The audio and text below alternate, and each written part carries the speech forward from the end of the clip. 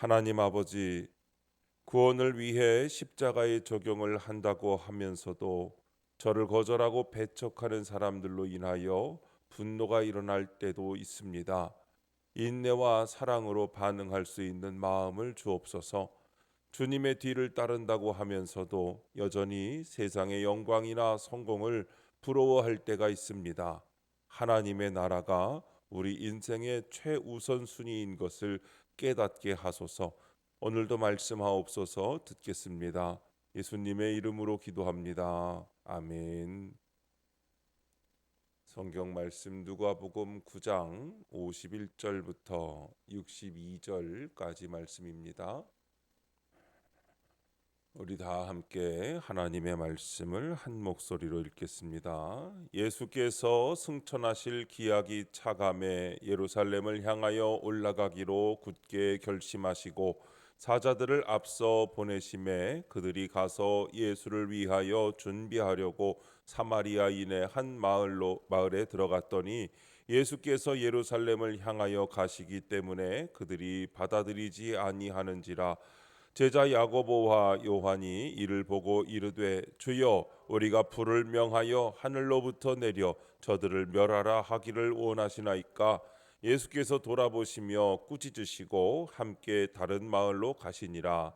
길 가실 때에 어떤 사람이 여짜오되 어디로 가시든지 나는 따르리이다. 예수께서 이르시되 여우도 굴이 있고 공중의 새도 집이 있으되 인자는 머리 둘 것이 없도다 하시고, 또 다른 사람에게 나를 따르라 하시니 그가 이르되 나로 먼저 가서 내 아버지를 장사하게 허락하옵소서.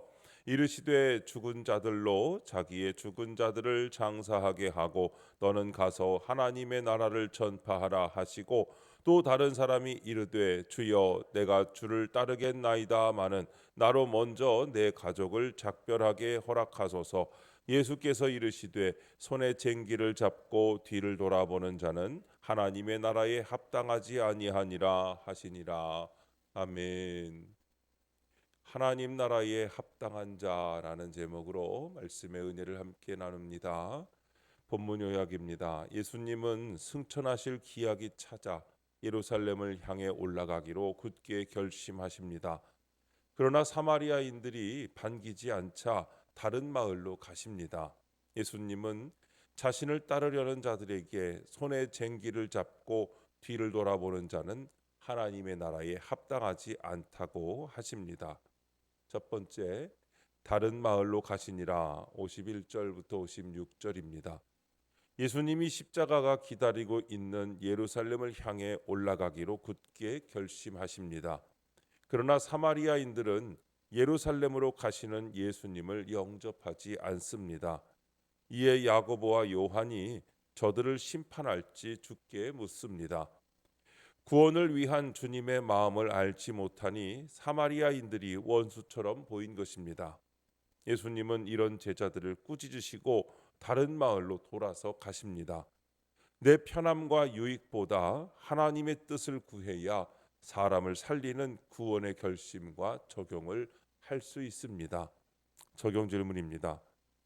누군가 나를 거절하고 배척할 때 분노합니까? 인내합니까? 구원 때문에 돌아가야 할 적용은 무엇입니까? 복음을 전하다 보면 예전에 믿었다가 안 믿는 사람을 전도하기가 참 어렵습니다. 내가 전하는 말씀을 꼬투리 잡고 배척하는 것을 경험하게 되기도 합니다. 인간적인 마음으로는 화가 나고 불평과 원망이 있더라도 보복과 심판은 하나님이 하실 일이기에 포기하지 말고 전해야 합니다. 우리 안에 미움과 불평과 원망이 있더라도 포기하지 않고 기도하며 인내로 십자가의 적용을 할 때 악인들의 길을 다 살피고 계신 하나님께서 심판하시고 보복하여 주실 일입니다. 그런데 배척하던 자가 이 땅에서 하나님의 심판을 받게 된다는 것은 오히려 축복입니다. 왜냐하면 회개함으로 영원한 천국에 들어갈 수만 있다면 이 땅에서 심판을 받는 것이야말로 가장 수지 맞는 일이기 때문입니다. 그러나 심판은 결국 하나님이 하실 일이기에 우리는 상대방의 구원을 위해서 힘들고 어려워도 정면으로 맞서지 않고 돌아가는 적용을 해야 하는 것입니다. 두 번째, 머리 둘 것이 없도다. 57절부터 58절입니다. 예수님이 다른 마을로 돌아서 가실 때 한 서기관이 예수님을 따르겠다고 합니다. 그러나 그는 예수님을 향한 사랑이 아닌 세상 영광을 좇아 주님을 따르고자 한 것입니다. 이에 예수님은 인자는 머리 둘 곳이 없다고 하시며 자신의 길은 영광과 대접의 길이 아니라 오히려 수치와 고난의 길이라고 하십니다. 성도는 세상 성공과 대접에 흔들리는 나의 마음을 보고 돌이켜야 합니다. 세상 유익을 버리고 주의 길을 따라가는 것이 참된 제자의 모습입니다. 적용 질문입니다. 내가 주님을 따르는 까닭은 무엇입니까? 명예와 출세 등 세상 성공입니까? 영생의 축복입니까? 우리는 신앙의 근본적인 동기를 되돌아 보아야 합니다. 예수님이 말씀하신 것처럼 인자는 머리 둘 것이 없다고 하셨습니다. 이는 우리가 주님을 따를 때 세상의 영광이나 대접을 기대해서는 안 된다는 것을 의미합니다. 참된 제자는 세상의 성공이나 명예가 아닌 영생의 축복을 바라보며 주님을 따른다고 믿습니다. 세상은 잠시의 것이지만 하나님의 나라와 영생은 영원합니다. 그러므로 내가 주님을 따르는 이유는 세상의 것들이 아닌 주님의 사랑과 은혜를 경험하고 그분의 뜻을 이루며 살아가기 위함입니다. 우리는 세상의 유익을 버리고 주님의 길을 따라가는 것이 참된 제자의 모습인 것을 잊지 말아야 합니다.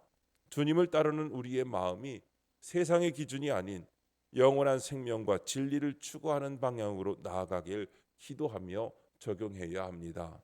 세 번째, 나를 따르라. 59절부터 62절입니다.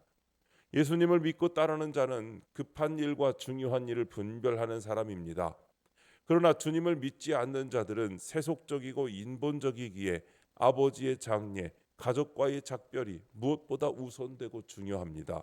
그러나 주님의 제자로서 복음을 전하는 사명 앞에 그것을 할지 말지 사람들의 의견을 구하고 눈치를 보는 것은 하나님 나라에 합당한 모습이 아닙니다. 하나님 나라에 합당한 자는 모든 것을 제쳐두고 하나님 나라와 그 의를 삶의 최우선 순위에 두는 사람입니다. 적용 질문입니다. 내 인생의 최우선 순위는 무엇입니까? 오늘 내가 가장 먼저 해야 할 중요한 일은 무엇입니까? 오늘 내가 가장 먼저 해야 할 중요한 일은 하나님 나라와 그 의를 삶의 최우선 순위에 두는 것입니다. 예수님을 믿고 따르는 사람으로서 우리는 세속적인 가치관에 휘둘리지 않고 하나님의 뜻을 위해 살아가야 합니다. 우선 오늘의 일상 속에서 하나님과의 관계를 깊이 하는 시간을 가져야 합니다. 기도와 말씀 묵상을 통하여 하나님의 인도하심을 구하고 그분의 뜻을 분별하는 것이 중요합니다. 이렇게 함으로써 하나님이 나에게 주신 사명과 역할에 집중할 수 있습니다. 또한 주변의 사람들에게 복음을 전하는 것이 중요한 일입니다. 오늘 하루 동안 내가 만나는 사람들에게 하나님의 사랑과 진리를 전하는 기회를 찾아야 합니다. 세속적인 일들이 중요할 수 있지만 영원한 가치는 하나님 나라에 있는 줄로 믿습니다. 마지막으로 내가 속한 공동체와 교회에 헌신하는 것도 빼놓을 수 없는 일입니다.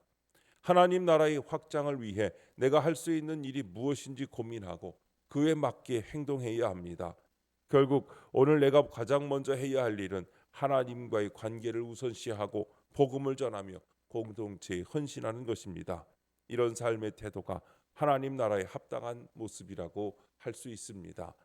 오늘도 하나님의 말씀을 가장 우선에 두고 그 말씀에 순종하며 지켜 행함으로 우리의 삶에 적용할 때에 하나님과 동행하며 하나님의 인도하심 따라 승리하는 삶이 되시기를 주님의 이름으로 축복합니다. 기도하겠습니다. 하나님 아버지, 예수님을 따르면서도 하나님 나라보다 세상 영광을 더 바랐습니다. 제게 주신 사명보다 사람들의 눈치를 보며 땅의 일을 더 시급하고 중요하게 여긴 저를 불쌍히 여겨 주옵소서. 이제는 사람을 살리는 구원의 일에 가장 먼저 헌신하고 충성하게 도와 주옵소서. 주님, 이 시간 주님께 기도하는 성도들의 기도 가운데 함께하여 주시옵시고 주님의 세미한 음성을 들려주시며 그 선하신 손길로 붙들어 주시옵소서. 우리 주 예수님의 이름으로 기도드립니다. 아멘.